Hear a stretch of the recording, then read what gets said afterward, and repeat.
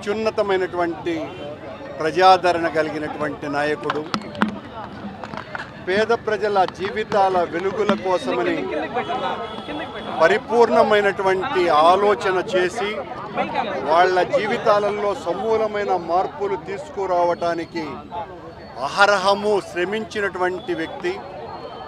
పేద ప్రజల బాంధవుడుగా 15 కోట్ల మంది తెలుగు ప్రజల హృదయాలలో అనితర సాధ్యమైన స్థానాన్ని సుస్థిరంగా ఏర్పరచుకున్నటువంటి మహానుభావుడు డాక్టర్ వైఎస్ రాజశేఖర రెడ్డి గారి జయంతి ఈ రోజున తెలుగు వాళ్ళు ఉన్న ప్రతి చోట ఒక పెద్ద పండుగలాగా జరుపుకుంటున్నారు.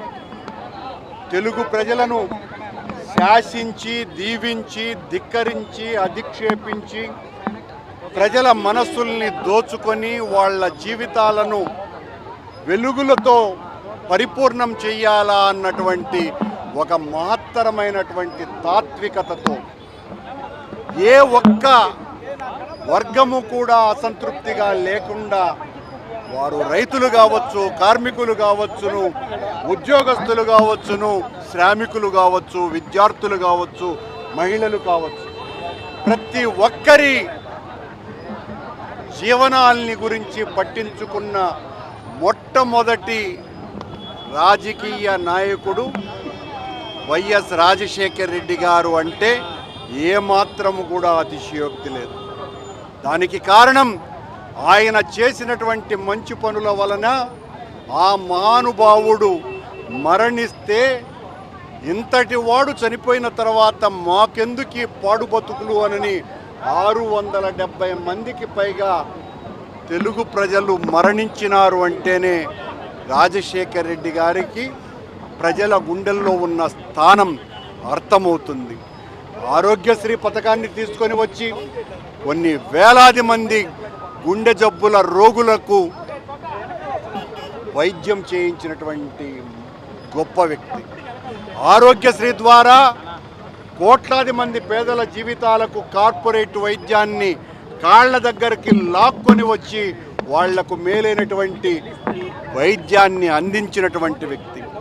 రైతుల ఆకలి తీరాలి అంటే వాళ్ళ కాళ్ళు నదీ జలాలతో తడవాలి అని జలయజ్ఞాన్ని తీసుకొని వచ్చి 70కి పైగా ప్రాజెక్టులతో ఈ రాష్ట్రంలో, ఉమ్మడి రాష్ట్రంలో ఉన్నటువంటి ప్రతి రైతు పొలాన్ని తడిపి ఆ రైతు కాళ్లను కడిగి వాళ్లకు పండుగ వాతావరణాన్ని తీసుకొని వచ్చినటువంటి వ్యక్తి రాజశేఖర రెడ్డి గారు.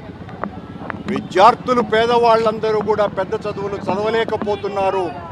వాళ్ళ చదువులను ప్రభుత్వమే భరించాలి, అప్పుడే వాళ్లకు మెరుగైనటువంటి విద్య, నాణ్యమైన ఉద్యోగము దొరుకుతుందన్నటువంటి ఆశయంతో ఫీజు రియంబర్స్మెంట్ అన్నటువంటి పథకాన్ని ఏర్పరచడం ద్వారా లక్షలాది మంది పేద విద్యార్థులందరూ కూడా గొప్పగా చదువుకొని ఈరోజు ఖండాంతరాలలో, అది అమెరికా కావచ్చు, యూరోప్ కావచ్చు, ఆఫ్రికా కావచ్చు, ఎక్కడైనా తెలుగు వాళ్ళ జెండా ఎగురుతోంది అంటే అది రాజశేఖర రెడ్డి పేద విద్యార్థులకు ఇచ్చినటువంటి దేవుని లాంటి కానుక. మహిళలకు 0 వడ్డీతో రుణాలు ఇచ్చి వాళ్ళ మీద ఏ రకమైనటువంటి రుణ భారము పడకుండా, ఇంటిలో వాళ్లకు ఏ రకమైనటువంటి కుటుంబ ఒత్తిళ్లు రాకుండా చేయటం కోసమని వాళ్ళ జీవితాలలో మార్పును తీసుకురావటానికి 0 వడ్డీని తెచ్చినాడు. వాళ్ళు చేసినటువంటి అప్పులను, డ్వాక్రా రుణాలను మాఫీ చేసినాడు. రైతులకందరికీ ఉచిత కరెంటు ఇచ్చినాడు. 9 గంటల నిరంతరాయం విద్యుత్తు అందిస్తాను అని దాని మీద కట్టుబడి ఆయన అధికారంలో ఉన్నంతకాలము 9 గంటల విద్యుత్తును అందించినాడు.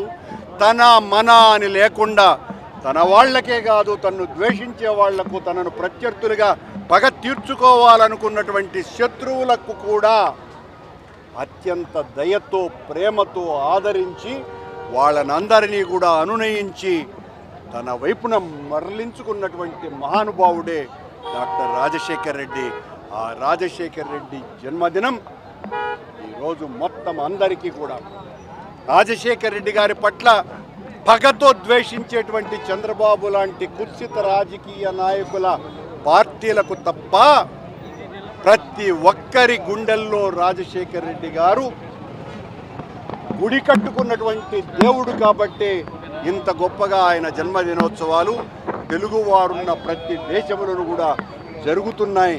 ఆ మహానుభావుని జన్మదిన ఉత్సవము ఘనంగా తిరుపతిలో జరుపుకోవటం మాకందరికీ ఆనందకరమైనటువంటి విషయంగా చెప్తాం.